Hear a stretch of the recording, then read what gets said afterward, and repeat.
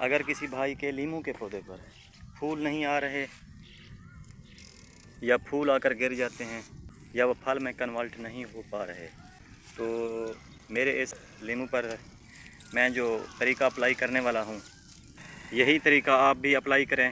इसी तरह आप इसको खुराक दें, इसी तरह इसकी केयर करें, तो आपके पौधे पर भी फूल भी आएंगे और वो पर लीमू भी लगेंगे।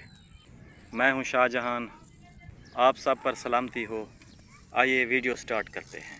आज इस वीडियो में A to Z टोटल मैं आपको बताऊंगा कि आपने अपने लीमू के पौधे पर क्या क्या चीज़ें अप्लाई करनी हैं कि उस पर फल भी लगें और फ्रूटिंग भी हो। तो मुझे फॉलो ज़रूर करें, मेरे चैनल को सब्सक्राइब करें, वीडियो को लाइक और शेयर भी ज़रूर करें, मेरे साथ बने रहिए। पहले स्टेप में अपने पौधे को खुरपा या गोडी करें।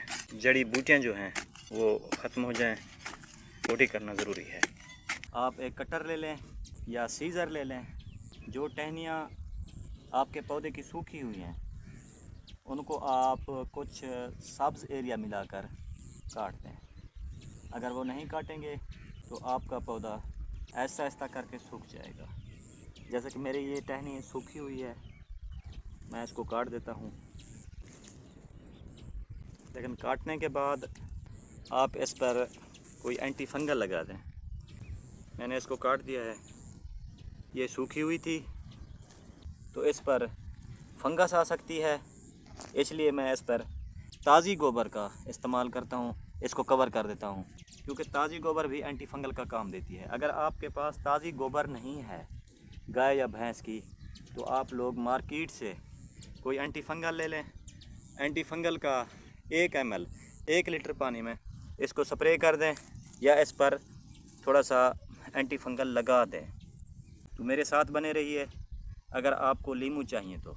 गुडाई मैंने कर दी है।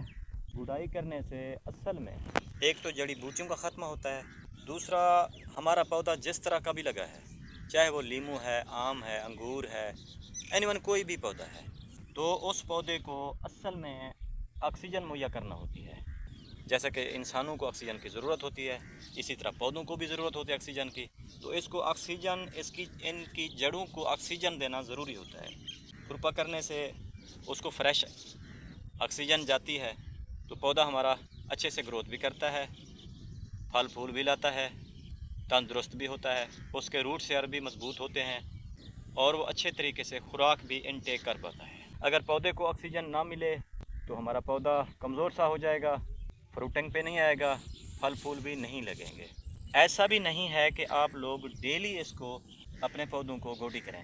गोडी करने का एक तरीक़ाकार होता है, 1 माह तक 20 दिन तक एक दफ़ा अपने पौधों को गोडी कर दिया करें, चाहे जड़ी बूटियाँ हैं या जड़ी बूटियाँ पौधे में मौजूद नहीं हैं। गोडी करना ज़रूरी होता है। ये थी हमारी गोडी। गोडी कुछ इस तरह से मैंने की है। ये जो आपका स्टेम है, स्टेम के साथ साथ मैंने मिट्टी रख दी है, इस तरीके से मैंने गोडी की है। अब मैं इसमें खाद अप्लाई करने जा रहा हूँ। प्योर ऑर्गेनिक खाद है। इस खाद का आप लोग इस्तेमाल करें, आपके पौधे पर फूल भी आएंगे और आपका पौधा तंदुरुस्त भी रहेगा। ज़ाहिर है जब पौधा सेहतमंद होगा, तंदुरुस्त होगा, तब फूल भी ज़्यादा मिकदार में होंगे और उस पर लीमू भी लगेंगे। इस तरह से चारों तरफ आपने गाय की गोबर या भैंस की गोबर, लेकिन पुरानी गोबर होनी चाहिए, 2 साल 3 साल पुरानी गोबर हो, क्योंकि गर्मियों का सीज़न है। असल में पुरानी गोबर का मैं आपको बताता हूँ कि पुरानी गोबर किस लिए, ये भी एक अच्छा सवाल है। गोबर मैंने चारों तरफ फैला दी है।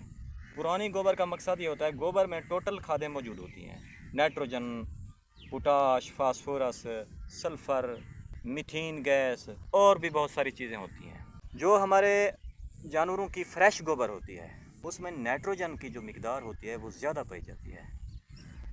अब अगर हम डायरेक्टली उसको अप्लाई करें अपने पौधे में, नाइट्रोजन की मिकदार ज़्यादा होती है जिससे हमारा पौधा झुलस सकता है। तो हम पुरानी गोबर का इंतखाब क्यों करते हैं? इसीलिए करते हैं कि पुरानी जो गोबर होती है उसमें नाइट्रोजन की मिकदार कम होती है, जबकि बाकी सब जो खादें होती हैं जैसे कि पोटाश है, फास्फोरस है या सल्फ़र वगैरह है, उसकी मिकदार सेम रहती है, सिर्फ नाइट्रोजन की मिकदार जो है वो कम रहती है। इसीलिए मैं बोलता हूँ कि आप लोग पुरानी गोबर का इस्तेमाल किया करें अपने पौधे में। अगर आपने फ्रेश गोबर इस्तेमाल करनी है तो फ्रेश गोबर का आप लोग लिक्विड इस्तेमाल करें। वो मेरे चैनल पर वीडियो मौजूद है, उस लिक्विड का इस्तेमाल मैंने प्रॉपरली बताया हुआ है कि आपने अपने पौधों में किस तरह से इसको अप्लाई करना है, तो वो जाकर आप लोग उसको भी देख सकते हैं। तो आते हैं अपने टॉपिक पे। मैंने गोबर को चारों तरफ से फैला दिया है। आपका 3-4 फुट का पौधा है तो उसके लिए आधा किलो खुश्क गोबर इतनी ये काफ़ी रहेगी।